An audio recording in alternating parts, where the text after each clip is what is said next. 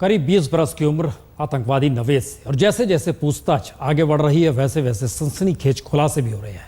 सामने आ रहा है उन खौफनाक साजिशों का सच जिन्हें अंजाम देने के लिए वो भारत आया या भारत भेजा गया। इस शैतानी हंसी के पीछे साजिश की गहरी कहानी छिपी है। ट्रेन पे आया बस पे? ना कौन सी ट्रेन बस? भोला भाला दिख रहा ये दहशतगर्द जांच एजेंसियों को लगातार गुमराह कर रहा है।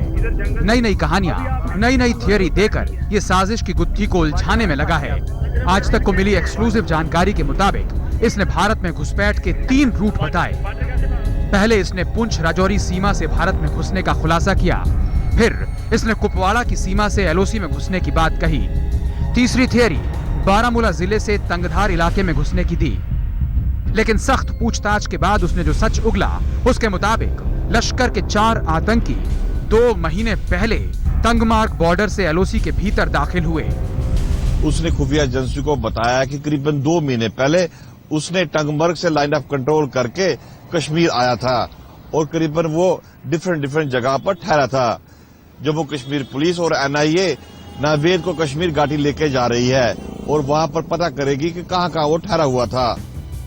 3 अगस्त तक आतंकी अनंतनाग जिले के खुदवानी में रहे और पूरी साजिश का ताना बाना बुनते रहे। 3 अगस्त की रात को आतंकियों को आखिरी ब्रीफिंग दी गई। लश्कर के एक टॉप कमांडर ने आतंकियों को 2 टूक निर्देश दिया। तुम लोग या तो अमरनाथ के तीर्थयात्रियों पर हमला करोगे या फिर बीएसएफ के काफिले पर। हिंदुस्तान की सुरक्षा एजेंसियों तक ये पैगाम पहुंचना चाहिए कि जम्मू से दहशतगर्दी अभी खत्म नहीं हुई है। नावेद ने पूछताछ के दौरान पूरी तफसील से 4 और 5 अगस्त का पूरा ब्यौरा बताया। हमें बताया गया कि एक ट्रक हमें अनंतनाग से उधमपुर तक ले जाएगा। हमें ट्रक ड्राइवर को पासवर्ड बताने को कहा गया था। 4 अगस्त की शाम को हम उधमपुर पहुंचे। रात का खाना हमने टमाटर मोड़ पर ही खाया। हम पूरी रात ट्रक में सोते रहे। हथियार ट्रक के पीछे रखे थे।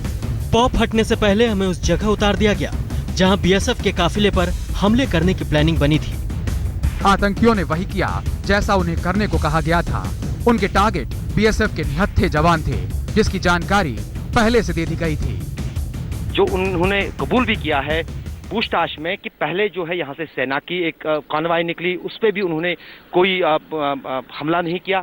सीआरपीएफ की कानवाई निकली, उस पर भी कोई हमला नहीं किया।